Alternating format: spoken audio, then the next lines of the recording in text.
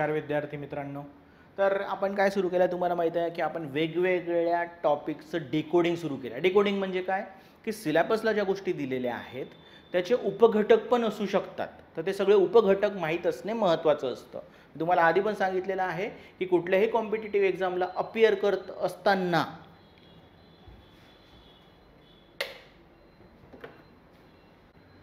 नमस्कार विद्यार्थी मित्रांनो. तर आज आपण सुरू करणार आहोत सोशल जस्टिस दॅट इज सामाजिक न्याय जो टॉपिक आहे GS2चा त्याचं डिकोडिंग करणार आहोत. डिकोडिंग म्हणजे काय सर?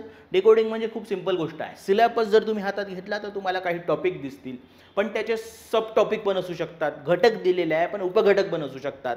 ते उपघटक माहीत असणे गरजेचं आहे. हे आपल्याला का करायचं आहे? म्हणजे कॉम्पिटिटिव्ह एक्झामची सुरुवात करत असताना तुम्हाला नेहमी सिलेबस सोबत वेल वर्स असणे म्हणजे त्याच्याबद्दल अधिक माहिती असणे नेहमी गरजेचं असतं आणि त्याशिवाय तुम्ही पुढे जाऊ शकत नाही. तर यावेळेस या अशा वेळी ॲक्च्युली काय माहीत असलं पाहिजे तुम्हाला उपघटक किंवा आपण म्हणू शकतो डिकोडिंग माहीतच असलं पाहिजे. तीच ती तुमची खरी सुरुवात असते. नेहमी अभ्यास करत असताना आपल्याला सिलेबस माहीत पाहिजे. तर अशा वेळेस डिकोडिंग खूप महत्त्वाचं आहे आणि हा GS2चा टॉपिक जो आहे जनरल स्टडीज 2 UPSC किंवा MPSC तर याच्यामध्ये पॉलिटीपासून सुरुवात होतं.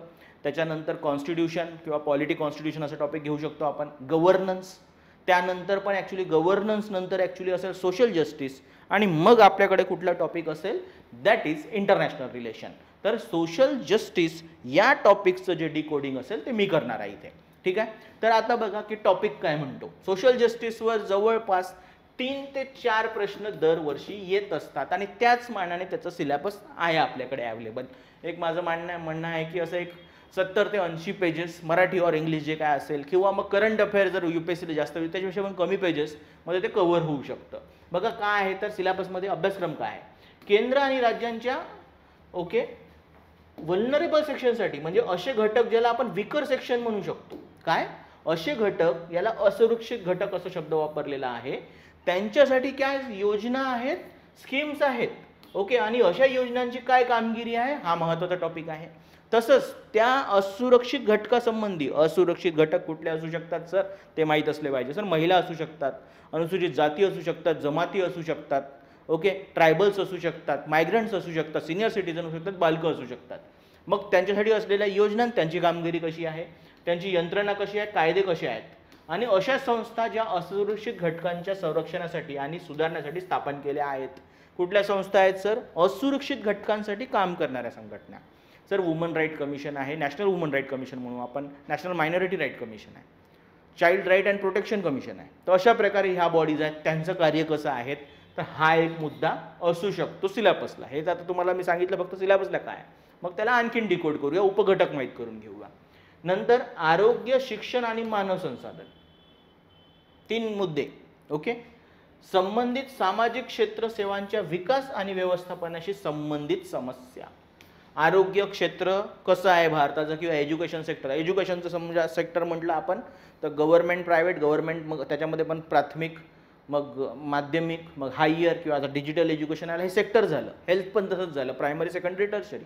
याच्याशी काय समस्या आहेत रिलेटेड, मग त्या समस्या असतील तर ते कशा आपण ॲक्च्युली ओव्हरकम करण्यासाठी प्रयत्न करतात, योजना कशा आहेत आणि त्या योजना जर असतील त्याची कामगिरी कशी आहे आणि त्याच्यामध्ये काही मर्यादा आहेत का असा मुद्दा असेल तो. सिंपल. येस. नंतर गरिबी आणि भूक, हंगर अँड पॉवर्टी, तर या संबंधी असेच काही मुद्दे आहेत का हे आपल्याला माहीत करून घ्यावं. छोटा आहे सिलेबस ॲक्च्युली, 2च म्हणजे लाईन्स आहेत फक्त सिलेबसमध्ये दिलेल्या. खूप लवकर आपण याला डिकोड करू शकतो. तर सर काय काय डिकोडिंगमध्ये मुद्दा लक्षात घ्या काय काय. आता बघा की वल्नरेबल सेक्शन्स कुठले कुठले आहे ज्या संबंधी आपल्याला माहिती करून घ्यायची आहे योजनांची आणि धोरणांची. सर वुमन महिला, ट्रान्सजेंडर, त्याच्यानंतर इतर मागासवर्गीय आपण त्याला अदर बॅकवर्ड क्लासेस म्हणू शकतो, अनुसूचित जाती, अनुसूचित जमाती, मायनॉरिटी अल्पसंख्याक, बालक चाइल्ड, सिनियर सिटीजन ज्येष्ठ नागरिक म्हणू शकतो तुम्ही यांना, अपंग आणि स्थलांतरित मायग्रंट हे असुरक्षित वर्ग आहे भारतातले. तर या संबंधी काय स्कीम्स आहेत, काय प्रोव्हिजन्स आहेत आपल्याला माहीत असले पाहिजे आणि त्याच्यामध्ये काय लिमिटेशन्स आहे आणि परफॉर्मन्स कसा आहे असा एक टॉपिक तुमचा ॲक्च्युली इथे बनला जाऊ शकतो. बघा आता काय काय याच्यामध्ये आपण पहिले बघू महिला. हा टॉपिक थोडा बहुत सोसायटीला पण होता तुम्हाला लक्षात असेल तर. मग इश्यूज फेस्ड बाय वुमन, महिलांना भेडसावणारे प्रश्न वेगवेगळे. पण मग बघा की इथे सोसायटीसारखा अभ्यास नाही करायचा आहे तुम्हाला. ओके, तिथे त्या समस्या आणि त्या संबंधी बाकी गोष्टी असतील, सोशल अँगल असेल. इथे काय आहेत की अशा गोष्टी तुम्हाला अभ्यास करायच्या आहे की ज्याच्यामध्ये गव्हर्नमेंट काय प्रयत्न करत आहे त्यांना ओव्हरकम करण्यासाठी. इथे समस्यावर प्रश्न कुठे येऊ शकतो? इंडियन सोसायटीला, GS1ला. इथे त्या समस्यासाठी काय धोरण आहे, काय बॉडी आहे, नॅशनल मायनॉरिटी राईट कमिशन आहे का? हां, याच्यावर प्रश्न येऊ शकतो. वुमन्स राईट कमिशन, मग त्याचे लिमिटेशन, वर्किंग, परफॉर्मन्स.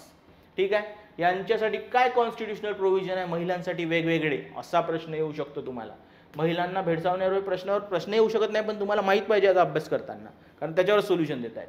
मग घटनात्मक तरतुदी काय आहेत? महिला हक्क आयोग, याचं वर्किंग महत्त्वाचं आहे MPSC साठी. मग महिलांचे आरोग्य, शिक्षण, कौशल्य, संरक्षण इत्यादींवर लक्ष केंद्रित करणारी धोरणे आणि योजना काय काय आहेत. कारण आता इथे स्कीम्स नाही सांगत आहे, कारण आरोग्यामध्ये आणि शिक्षणामध्ये स्कीम्स येणार आहेत, आणखी आहे तो टॉपिक आपल्या इकडे. तर हा एक मुद्दा महत्त्वाचा आहे तुमच्यासाठी. कौशल्यावर पण फोकस करणाऱ्या स्कीम आहे. मग तसंच सेक्शुअल हॅरासमेंट जे होतं वर्क प्लेसमध्ये, त्याच्यासाठी एक ॲक्ट आहे आपल्याकडे. असं समस्या आहे, हे इंडियन सोसायटीचा भाग आहे. पितृसत्तेमुळे होतं हे कारण असेल. ओके, इथे काय तो ॲक्ट विचारला जाऊ शकतो तुम्हाला. किंवा इवन सेक्स रेशो कमी असणे, म्हणजे महिला संबंधी समस्या झाली ना, त्या संबंध काय ॲक्च्युली आपण काय केलेलं आहे, तर त्याच्यामध्ये मग PCPNDT जो ॲक्ट आहे त्याचे काय प्रोव्हिजन्स आहेत. बेटी बचाव, बेटी पढाव. बचाव म्हटलं तर पुन्हा सेक्स रेशो आला, पढाव म्हटलं तर एज्युकेशन आला. ते असं ओव्हरलॅपिंग गोष्टी आहेत ॲक्च्युली. ठीक आहे, ओके. तर अशा प्रकारे महिला संबंधी. ट्रान्सजेंडर, मग ट्रान्सजेंडर समुदायाच्या काय समस्या आहेत बाबा, ते काय काय बाबा. तर एक सेग्रिगेशन आहे टोटल, पूर्ण वेगळंच काढून ठेवलेलं आहे. बेगिंग सारखे आणि प्रोस्टिट्यूशन सारखेच ऑप्शन्स राहतात या समाजाला. मग त्याचा ॲक्ट आहे actually, protection of transgender act. समस्या नाही विचारणार, काय विचारणार आहे, काय पॉसिबल आहे, स्कीम्स काय आहेत रिलेटेड टू ट्रान्सजेंडर आणि ॲक्ट, किंवा हे दोन्ही स्कीम्स आणि लॉ मिळून हा ॲक्ट जो आहे प्रोटेक्शन ऑफ ट्रान्सजेंडर ॲक्ट, हे कसं त्यांच्या समस्या सॉल्व्ह करत आहेत, असा प्रश्न तुम्हाला अपेक्षित आहे. खूप मोठा टॉपिक नाही आहे, मोठा टॉपिक नाही, कारण स्कीम्स खूप कमी आहे. ओके, स्कीम्स खूप कमी आहेत. अदर बॅकवर्ड क्लासेस, मग बघा national commission for backward classes आहे आपल्याकडे, कॉन्स्टिट्युशनल बॉडी आहे 338B मध्ये. मग हे बॉडीचं वर्किंग कसं आहे, याला का कॉन्स्टिट्युशनल स्टेटस देण्यात आलं, वर्किंग कसं आहे, काही क्रिटिसिझम आहे का. ओके, त्यानंतर आत्ताच्या टॉपिकसाठी, म्हणजे या 1-2 वर्षाच्या करंट अफेअर्ससाठी, मग ते MPSC असेल नाही तर UPSC, याचं बॅकवर्ड क्लासेसचं आपल्याला काय करायचं आहे. ओके, इतर मागासवर्गीय कोट्यात काय करायचं आहे, आपल्याला विभाजन करायचं आहे, बायफर्गेशन करायचं आहे. त्यासाठी मग काय म्हणते त्याला, justice Rajani commission actually already, justice Rohini commission जे आहेत ॲक्च्युली ते अस्तित्वामध्ये आलेलं आहे. तर ते एक मुद्दा असेल ॲक्च्युली. ठीक आहे, तर हा मुद्दा आता असेल. स्कीम्स खूप नाही आहेत, लक्षात घ्या. आता मी तुम्हाला सांगतो, सेंटर लेवलवर असा UPSCला प्रश्न येणार नाही स्कीम सांगा म्हणून. पण महाराष्ट्रामध्ये काय आहे माहिती आहे का, तुम्हाला कदाचित अदर बॅकवर्ड क्लासेससाठी काय स्कीम्स आहेत असा प्रश्न येऊ शकतो. योजना सेंटरला नाही आहेत, पण ते तेवढे इम्पॉर्टंट नाही आहे, त्याच्यापेक्षा मोठे इश्यू विचारले जातात. मग आपल्या इकडे फॉरेन OBC स्टुडंट फॉरेनला गेले पाहिजे, त्याच्यासाठी शिष्यवृत्ती योजना आहे. इथे पण त्यांच्यासाठी शिष्यवृत्ती योजना आहे, किंवा मग वोकेशनल ट्रेनिंगची सोय आहे, किंवा महाज्योती ऐकलं असेल तुम्ही. तर हे पूर्ण ज्या योजना आहेत त्यांचं मूल्यांकन करा, किंवा ते सफिशियंट आहेत का त्या स्कीम्स, किंवा त्याच्यामध्ये काय लिमिटेशन्स आहेत, असा प्रश्न MPSCच्या स्टुडंटला येऊ शकतो. ठीक आहे, तर ते करावं लागेल तुम्हाला. त्याचप्रमाणे आता आपल्याकडे आहे मग शेड्यूल कास्ट. मग शेड्यूल कास्ट म्हणजे काय, आयडेंटिफिकेशन कसं होतं ती प्रोसेस, मिनिंग काय आहे बाबा. ठीक आहे, व्हॉट इज शेड्यूल कास्ट, कसं बनलं. त्याच्यानंतर इम्पॉर्टंट बॉडी आहे national commission for schedule caste, राष्ट्रीय अनुसूचित जाती आयोग. आणि हा कसा आहे, कॉन्स्टिट्युशनल बॉडी आहे ॲक्च्युली, ही इम्पॉर्टंट आहे. बघा याच्यावर प्रश्न आला तर, प्युअर प्रश्न जर आला किंवा पॉलिटीमध्ये पण येऊ शकतो, काही प्रॉब्लेम नाही आहे, पण तसं काही न्यूजमध्ये नाही आहे या बॉडीबद्दल. ओके, सध्या तरी. पण MPSCला विदाऊट रिझन न्यूजमध्ये नसेल तरी हा प्रश्न विचारला जाऊ शकतो. Schemes and policies for schedule caste, मग ते स्टँडअप इंडियासारखी असेल, शेल्टर स्कीम्स असेल, लाईव्हलीहूड स्कीम्स असतील, ज्या पण स्कीम्स बघा, काही स्कीम कशा असतात, अनुसूचित जातींसाठी योजना आणि धोरणे, स्टँडअप इंडिया, निवारा योजना, उपजीविका, आणि या योजनांच्या अंमलबजावणीतील अडचणी. लक्षात घ्या की काही योजना अशा असतात की ओव्हरऑल सगळ्यांसाठी लागू असतात, त्यातला एक कोटा 15%, 10% हे ॲक्च्युली मग शेड्यूल कास्टसाठी असतात किंवा मग शेड्यूल ट्राईबसाठी पण असतात, किंवा काही योजना ह्या पर्टिक्युलरली वल्नरेबल सेक्शनसाठी असतात, आणि कधी कधी ती योजना मग फक्त शेड्यूल कास्टसाठी लागू असते. तर अशा सगळ्याच योजना, आणि एक लक्षात घ्या की एवढा मोठा योजनांचा पूल आहे आपल्याकडे, म्हणजे नंबर ऑफ स्कीम्स आहेत, सगळं विचारणार नाही तुम्हाला, काय न्यूजमध्ये आहे, काय चर्चेत आहे, आणि एखादी योजना मोठी पण असते तर ती विचारली जाऊ शकते. जसं मी स्टँडअप इंडिया लिहिलेलं आहे, हे विचारण्यालायक आहे.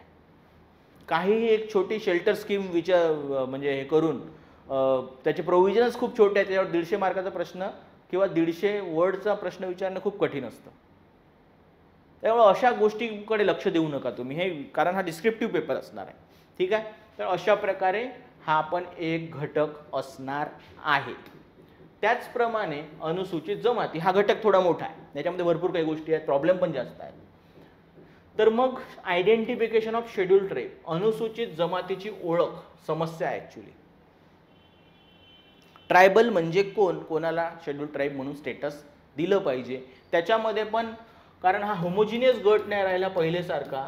तर गव्हर्नमेंटचं काय म्हणणं आहे माहीत आहे का, की आपण काय करू आता की नवीन क्रायटेरिया आणू शेड्यूल ट्राईबसाठी, अशी डिमांड आहे. असा प्रश्न येऊ शकतो तुम्हाला. आता UPSCसाठी खूप महत्त्वाची बेट आहे की क्रायटेरिया जे आहे शेड्यूल ट्राईबचे ते आता काय झालेले आहे, आउटडेटेड झालेले आहेत. इवन इंडियन गव्हर्नमेंट स्वतः म्हणत आहे की शेड्यूल ट्राईब आता एक होमोजिनियस गट नाही आहे, जे अजून बॅकवर्ड आहेत त्यांना आम्ही काय म्हणताय, PVTG, particularly vulnerable tribal group, particularly vulnerable tribal groups. 75 group आहे, पण महाराष्ट्रात कुठले आहे, काय क्रायटेरिया आहे, महाराष्ट्रात एखादी स्कीम आहे की सेंट्रल लेवलवर एखादी स्कीम आहे, असा प्रश्न तुम्हाला विचारला जाऊ शकतो MPSCसाठी पर्टिक्युलरली, UPSCला नाही. ठीक आहे. नंतर प्रॉब्लेम फेस बाय मायनॉरिटी खूप आहेत सर. लँड ॲलिनेशन आहे, स्वतःच्या जंगल जमीनचे इश्यू आहेत, त्यांच्या जमिनीपासून त्यांना दूर, जागेपासून दूर लोटलं जात आहे, भेदभाव होत आहे, शिक्षणात भेदभाव होत आहे, ह्या सगळ्या गोष्टी आहेत. मग त्याला सोल्युशन देण्यासाठी वेगवेगळ्या स्कीम आहे. जसं एक पेसा ॲक्ट आहे, फॉरेस्ट ड्वेलर ॲक्ट आहे, पेसाला पेसाच म्हणतो आपण मराठीमध्ये. Okay, yes. वनवासी अधिनियम आहे 2006चा. ओके, मग ह्या सगळ्या गोष्टीला सोल्युशन देण्यासाठी योजना आणि धोरणं आहेत, आणि त्याच्या अंमलबजावणी संबंधित काय समस्या आहेत असा मुद्दा येऊ शकतो. ओके, मग ते त्यांचे हेल्थ इंडिकेटर मागे असणे, एज्युकेशनल इंडिकेटर मागे असणे, कुठे भारतामध्ये सगळ्या लोकांची काय बाबा लोकसंख्या आहे, ट्राईबची किती आहे, शिक्षणात प्रमाण किती आहे, का कमी आहे, काय होतात, हे सगळ्या गोष्टी तुम्हाला येऊ शकतात. मोठा टॉपिक आहे हा. लँड ॲलिनेशन, आणि लँड ॲलिनेशन म्हणजे काय, लक्षात, हा मुद्दा ट्रायबलसाठी महत्त्वाचा आहे की ट्रायबल ज्या लँडमध्ये राहतात ना, तो म्हणजे ॲक्च्युली त्यांचा एक डेफिनेट टोपोग्राफी असते. आता डेफिनेट मराठीमध्ये म्हणल्यावर ॲक्च्युली की एक ट्राईब एका जंगलामध्ये राहते, पर्टिक्युलरली एरियामध्ये राहते, पर्टिक्युलर पीस ऑफ लँडमध्ये राहते, किंवा एखाद्या माउंटनवर राहते, पहिलेपासून तिथेच राहते, आणि त्यांची लाईफस्टाईल, कल्चर तसंच असतं त्या निसर्गाशी रिलेटेड. पण जेव्हा आपण त्यांना त्या भूभागातून बाहेर काढतो तर वेगवेगळ्या समस्या निर्माण होतात. म्हणजे अशा प्रकारे तो फक्त त्याच्या जमिनीतून बाहेर नाही निघालेला आहे ॲक्च्युली, तो आता त्याच्या लाईफपासूनच दूर झालेला आहे, म्हणून त्याला लँड ॲलिनेशन म्हणू शकतो. मग याच्या संबंधी काय इश्यूज आहेत, काय प्रोव्हिजन्स आहेत, हा मुद्दा. आणि ह्या सगळे जर प्रॉब्लेम असेल तर त्याला ऑब्झर्व करणारी एक कमिटी होती किंवा रिपोर्ट होती, दॅट इज कॉल्ड झाझा किंवा सासा रिपोर्ट. तर ती रिपोर्ट पण महत्त्वाची आहे. त्याचे सगळे प्रोव्हिजन्स मी नोट्समध्ये दिलेले आहे तुम्हाला, किंवा युगांतर अकॅडमीमध्ये मिळणार आहे. पण हे सगळे मुद्दे तुम्हाला करायचे आहे, मोठा टॉपिक असेल. आणि नेहमी ट्राईब किंवा शेड्यूल कास्टवर प्रश्न विचारण्याची शक्यता जास्त असेल असं मला वाटतं MPSCमध्ये. ठीक आहे. अल्पसंख्याक म्हणजे काय, कुठले अल्पसंख्याक ओळखले जातात भारतीय संविधानानुसार, तर भाषिक आणि धार्मिक. मग त्याच्यामध्ये पण धार्मिक अल्पसंख्याकावर जास्त चर्चा होते आणि भाषिकवर कमी होते. हा तर पहिला मुद्दा झाला ॲक्च्युली आपल्यासाठी. रिलिजियस मायनॉरिटी, धार्मिक अल्पसंख्याक. मग मायनॉरिटी राईट कमिशन आपल्याकडे स्टॅट्युटरी बॉडी आहे. अल्पसंख्याक हक्क आयोग, त्याची शक्ती, कार्य आणि मर्यादा काय आहेत. सच्चर कमिशन म्हणजे ॲक्च्युली इथे सच्चर, राजेंद्र सच्चर नावाची एक व्यक्ती होती, त्यांनी एक कमिशन, त्यांच्या नावाने एक कमिशन स्थापन झाला होता गव्हर्नमेंट ऑफ इंडियातर्फे. त्यांनी मग मुस्लिम लोकांचं पॉप्युलेशन, त्यांचं एज्युकेशनल इंडिकेटर, सिव्हिल सर्व्हिसेसमध्ये काय त्यांचं पर्सेंटेज आहे किंवा त्यांना आरक्षणाची गरज आहे की नाही, असं ॲक्च्युली एक रिपोर्ट दिलेला आहे. हा मुद्दा महत्त्वाचा असेल आपल्यासाठी. मग अल्पसंख्याकांना रिझर्वेशन असलं पाहिजे की नसलं पाहिजे, कसं असेल म्हणजे कुठल्या प्रकारे दिलं गेलं पाहिजे, यावरची चर्चा. Schemes for minority. ओके, मायनॉरिटीसाठी आपल्या इकडे मग स्किल डेव्हलपमेंट किंवा एज्युकेशन किंवा स्कॉलरशिपसाठी काय स्कीम्स आहेत, सेंटर ॲज वेल ॲज स्टेट. ओके, हा असेल. नंतर असेल चाइल्ड, हा पण थोडासा मोठा मुद्दा आहे, नंबर ऑफ टॉपिक जास्त आहेत ॲक्च्युली याच्यामध्ये. काय आहे बघा. ओके, हां, राष्ट्रीय बाल हक्क आयोग. सगळ्यात पहिली गोष्ट, आता व्हॉट इज चाइल्ड असं डिफाईन करण्याची गरज नाही, 18 वर्षापर्यंत सगळे चाइल्ड असतात. काय समस्या आहे ते होतील. ओके, मुलांना भेडसावणाऱ्या समस्या. आणि मग त्याच्यासाठी सोल्युशन काय आहे, आपलं 2005चं राष्ट्रीय बाल हक्क आणि संरक्षण आयोग आहे. संरक्षण, प्रोटेक्शन शब्द दिलेला आहे. ओके, मग बघा प्रॉब्लेम बघा काय, बाल कामगार, बाल विवाह, बाल तस्करी, बाल अत्याचार. ओके, तर हे सगळे जर प्रॉब्लेम असतील त्यांच्या संबंधी, तर मग त्यासाठी ॲक्ट आहे. 2016चा ॲक्ट आहे बाल कामगारशी डील करण्याची. 2006चा आहे बालविवाहाशी डील करतो. 2012चा आहे पॉस्को म्हणून actually. Okay, protection of children from sexual offences. Okay, तर protection of children from sexual offences, POCSO act आहे. ठीक आहे. ओके, बाल तस्करी आहे, ट्रॅफिकिंग जे होतं मुलांचं, सेलिंग अँड बाईंग होत असतं ॲक्च्युली. आणि मग त्यांच्यासाठी एक चांगला ॲक्ट आहे शिक्षणाचा अधिकार. मग हे ॲक्ट आणि समस्या, मग ती समस्या माहीत पाहिजे तुम्हाला, काय इंटेन्सिटी आहे त्याची लक्षात घ्या. की जर आपण फक्त म्हटलं हा सर बाल कामगार काय डिफाईन, अरे डिफाईन करण्याची गरज नाही, पण 18 वर्षाखालील मुलगा बाल कामगार असतो आणि भारतामध्ये 10 करोड मुलं हे बाल कामगार आहे, एवढं तर लिहिता आलं पाहिजे इंटरव्ह्यूमध्ये तुम्हाला. आणि मग त्याच्यावर ते सोल्युशन कसं देत आहे ॲक्च्युली, कशा प्रकारे सोल्युशन देत आहे, तो 2016चा कायदा जो आहे तो अमेंडमेंट आहे. ओके, तर अशा प्रकारे हा टॉपिक असेल तुमचा. नंबर ऑफ समस्या जास्त आहे चिल्ड्रनशी रिलेटेड. ठीक आहे, ग्रेट. नंतर असेल वृद्ध, issues faced by senior citizen, ज्येष्ठ नागरिकांसमोरील काय समस्या आहेत, ह्या सगळ्या समस्या 5 ते 6 महत्त्वाच्या समस्या आहेत. मग त्याच्यासाठी राष्ट्रीय धोरणाचा एक मसुदा आहे आपल्या इकडे, काय म्हणतं काय काय करण्यात आलं पाहिजे तो मुद्दा. आणि यांच्यासाठी सोशल सिक्युरिटी, हेल्थसाठी काय योजना आहेत, पेन्शन स्कीम आहे का, 5-6 योजना महत्त्वाच्या आहेत. सर्वच्या सर्व आपण करू शकत नाही. पेन्शन स्कीम आहे का, त्यांना काय एड्स अँड असिस्टंट देण्यात येतं का, बाबा हां चष्मे देण्यात येतात, किंवा मग हिअरिंग एड देण्यात येतात, व्हीलचेअर देण्यात येतं का, क्लचेस देण्यात येतात का, हे एक अशी एक योजना असेल आणि ती आपल्याला इथे करावी लागेल. एका योजनेवर प्रश्न विचारणं खूप कठीण आहे, योजना तेवढी महत्त्वाची पाहिजे. सगळ्या योजना मिळून सोल्युशन देत आहे का, असा प्रश्न तुम्हाला येणार आहे. त्याच्यानंतर असेल डिसेबल्ड, डिफरंटली एबल. मग अपंगांना भेडसावणाऱ्या समस्या काय आहेत, कसं कमीपणाचं मानलं जातं, नेमिंग अँड शेमिंग कसं होतं आपल्या इकडे. ओके, त्यांना कसं सिक्युलेट म्हणजे आपण सेग्रिगेट केलं जातं. आणि त्याच्यानंतर प्रॉपर्टी राईट, फॅमिलीमध्ये कशी ट्रीटमेंट असते, एज्युकेशनल इन्स्टिट्यूशनमध्ये कशी ट्रीटमेंट असते, ह्या सगळ्या गोष्टी असतील इथे. अपंग व्यक्तींना अधिकार अधिनियम 2016, तर असा 1995चा पहिला ॲक्ट होता डिसेबल्डसाठी. मग त्याची व्याप्ती वाढवण्यात आली 2016चा ॲक्ट आला. मग कसं हा पहिलेच्या ॲक्टपेक्षा वेगळा आहे, काही महत्त्वाचे प्रोव्हिजन आहेत का, कसं सगळ्या समस्यांना कॉम्प्रिहेन्सिव्ह सोल्युशन देण्याचा प्रयत्न करतो, असा तो ॲक्ट असेल. त्याचं काय ॲनालिसिस आहे, त्याचं काय इव्हॅल्युएशन आहे त्या ॲक्ट संबंधी, असा प्रश्न येऊ शकतो तुम्हाला. अपंगांसाठी असलेल्या योजना, काही कठीण योजना याच्यात नसणार आहे तुमच्यासाठी, अशी मोठी वेगवेगळ्या योजना असतील. ठीक आहे. हेल्थ, आत्ता बघा, आता ते झाले वल्नरेबल सेक्शन. आता जे महत्त्वाचे सेक्टर्स आहेत पूर्ण पॉप्युलेशनसाठी आणि मग पर्टिक्युलरली वल्नरेबल सेक्शन, असे 5 गोष्टी असेल. एक हेल्थ असेल, एक एज्युकेशन असेल, एक ह्युमन रिसोर्स असेल, एक पॉवर्टी असेल, हंगर असेल. असे 5 मुद्दे आता आपल्याला याच्यामध्ये आणखीन चर्चा करायची आहे. हेल्थ जर म्हटलं आपण, तर मग भारतीय ॲक्च्युली आरोग्य क्षेत्र जे आहे ते कसं आहे, मग त्याच्यात प्रायव्हेट आणि गव्हर्नमेंट दोन्ही गोष्टी असतील. प्रायव्हेट तुम्हाला माहिती आहे सेवा चांगल्या आहेत आपल्या इकडे, पण महाग आहे. गव्हर्नमेंट आहे लोकांसाठी अफोर्डेबल, पण इनइफिशियंट आहे. मग त्याच्यात बजेटरी अलोकेशन काय, इन्फ्रास्ट्रक्चरचा काय प्रॉब्लेम आहे, जे याच्यात ट्रेंड एक्सपर्ट आहे त्याचा काय प्रॉब्लेम आहे, ह्या सगळ्या समस्या आणि त्याला मग सोल्युशन कसं गव्हर्नमेंट देतं वेगवेगळ्या योजनांथ्रू असा मुद्दा असेल. मग साधे कॉन्सेप्ट असतील की युनिव्हर्सल हेल्थ कव्हरेज काय असतो, आरोग्याचा हक्क काय असतो,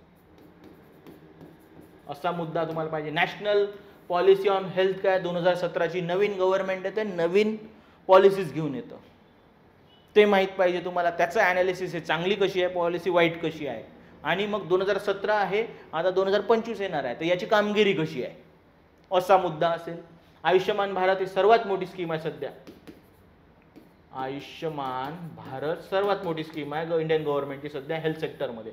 मग या स्कीमचं ॲनालिसिस, चांगलं प्रोव्हिजन्स काय, चांगलं कसं आहे, वाईट कसं आहे, कामगिरी कशी आहे. नंतर आहे PM जनऔषधी योजना, प्रधानमंत्री जन औषधी योजना. हे ॲक्च्युली स्वस्त औषध, जेनरिक औषध देण्याची योजना आहे. काय महत्त्वाची योजना आहे म्हणून. Okay, yes. National policy for rare diseases, काही असे डिसीजेस आहेत ते खूप रेअर होतात, 1000 मधून 1 लोकांना याची लागण होऊ शकते. मग ही कशी actually policy, okay okay act, okay, आणि ती मग ते झाल्यानंतर मग ते त्याची कामगिरी कशी असेल किंवा मग त्याचे लिमिटेशन्स काय याच्यावर चर्चा होईल. आयुष्यमान भारत डिजिटल मिशन पण आहे आपल्या इकडे. आयुष्यमान भारत डिजिटल म्हणजे ऑनलाईन काय सर्व्हिसेस असतील, प्रोव्हिजन्स असतील. मेंटल हेल्थ कसं आहे भारतामध्ये, याच्यामध्ये किती लोक आहे, किती लोक नाही आहे, किंवा किती लोकांना मेंटल याची लागण होऊ शकते, त्याच्या ते मागे किती लोक आहेत. ठीक आहे. वॉश प्रोग्राम आहे, वॉटर सॅनिटेशन हायजीन, तर या संबंधी काही मुद्दे असू शकतात. आणि मग हे फक्त आपण लिहिलेलं आहे. मग हेल्थ सेक्टरमधल्या जितक्या पण महत्त्वाच्या स्कीम्स आहेत आणि त्याच्यामध्ये communicable diseases, non communicable diseases किंवा इंडिकेटर्स असतात मग हेल्थशी रिलेटेड, हे सर्व गोष्टी याच्यामध्ये येऊ शकतात. पण महत्त्वाच्या स्कीम करा, छोट्या मोठ्या स्कीमकडे लक्ष देऊ नका. ओके. महत्त्वाचा मुद्दा आता, that is called as education, शिक्षण.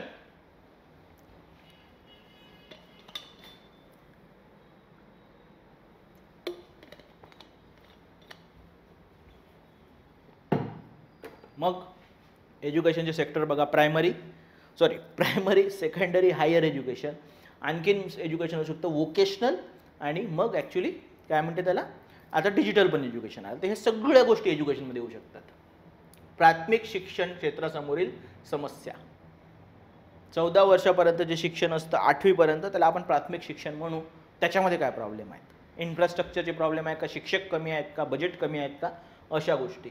मग ज्याही समस्या आहे प्राथमिक आणि सेकंडरी किंवा अजून, त्याच्यासाठी नवीन शैक्षणिक धोरण आलेलं आहे, नॅशनल एज्युकेशन पॉलिसी आलेली आहे 2020 आणि 2025 आहे. त्या म्हणजे 5 वर्षानंतर काय तुम्ही याच्याबद्दल विचार करतात असा प्रश्न तुम्हाला येऊ शकतो. नॅशनल एज्युकेशन पॉलिसीचे महत्त्वाचे प्रोव्हिजन सांगून त्याची कामगिरी कशी आहे असा प्रश्न येऊ शकतो 15 मार्कासाठी. ठीक आहे. शिक्षणाचा अधिकार 2009 आधी पण आलेला आहे मुद्दा. माध्यमिक शिक्षण कसं आहे, त्याच्या काही समस्या आहे का, काही महत्त्वाच्या स्कीम्स आहेत का. उच्च शिक्षण, आव्हाने काय आहेत, उपाय काय आहेत. ठीक आहे. डिजिटल शिक्षण, मग त्याचे फायदे, आव्हाने आणि पुढाकार काय घेतलेले आहे. पुढाकार भरपूर घेतलेले आहेत ॲक्च्युली इंडियन गव्हर्नमेंटने. ठीक आहे. दीक्षा नावाचा प्लॅटफॉर्म आहे, स्वयं आहे, स्वयंप्रभा आहे, PM विद्या आहे, काय काय सांगा तुम्ही, सगळ्या गोष्टी याच्यामध्ये येऊ शकतात. ठीक आहे. हंगर, मग याच्यामध्ये हंगर, भूक, तुम्हाला शब्द माहीत आहे. मग भूक काय असते, कुपोषण काय असतं, छुपी भूक काय असते, अन्न सुरक्षितता काय असते, असे सगळे कॉन्सेप्ट तुम्हाला माहीत पाहिजे. ठीक आहे. त्यानंतर भारतातील अन्न सुरक्षितता आहे, त्याच्यात आव्हान काय आहे. अन्न सुरक्षा म्हणजे लक्षात घ्या, अन्नाची उपलब्धताच नाही, तर अन्न तुमच्या घरापर्यंत आलं पाहिजे सोप्यारित्या, आणि घरापर्यंत जर आलं तर तुम्ही तसं त्याला डायजेस्ट पण करू शकले पाहिजे, म्हणजे फूड युटिलायझेशन, असे 3 कंपोनंट असतात. म्हणून ॲक्च्युली ओके त्याच्या समोरची आव्हाने माहीत पाहिजे, त्याला सोल्युशन काय आहे. ग्लोबल हंगर इंडेक्स नावाची गोष्ट असते, म्हणजे भारतात 2023 नुसार भारताचा 111वा क्रमांक आहे 123 देशाच्या यादीमध्ये. भरपूर पाठीमागे आहे भारत. मग असं का झालं, याचं ॲनालिसिस, याच्यावर गव्हर्नमेंट ऑफ इंडियाचं काय म्हणणं आहे असा प्रश्न येऊ शकतो तुम्हाला. शासनाचे काय काय पुढाकार आहे, पोषण अभियान आहे, मध्यान्ह भोजन आहे, नॅशनल फूड सिक्युरिटी ॲक्ट आहे, हे महत्त्वाचे स्कीम झाले 2012.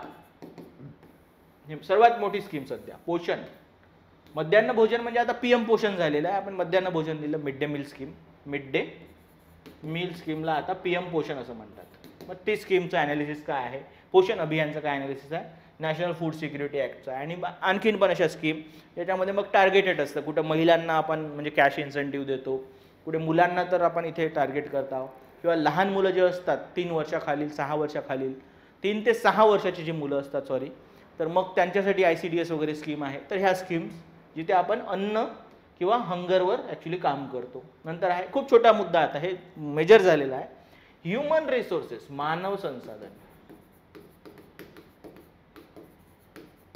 मग त्याच्यासाठी कौशल्य निर्माण केले जावे आणि उद्योजकता निर्माण केली जावी, या संबंधी काय इनिशिएटिव्ह आहे भारतीय गव्हर्नमेंटतर्फे, आणि त्याचं इम्प्लिमेंटेशनमध्ये महाराष्ट्राची भूमिका कशी आहे, किंवा महाराष्ट्राची कामगिरी, भूमिका म्हणण्याऐवजी सॉरी भूमिका सेंट्रल गव्हर्नमेंटची असेल, महाराष्ट्राची कामगिरी कशी आहे याबद्दल तुम्हाला प्रश्न विचारला जाऊ शकतो. ह्युमन रिसोर्सेस असा पण एक टॉपिक आहे.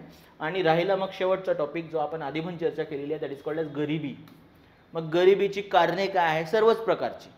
तिथे आपण पेपर 1ला सोशल म्हटलं होतं, सोशल इकॉनॉमिक पॉलिटिकल काही पण असू शकतो, ठीक आहे.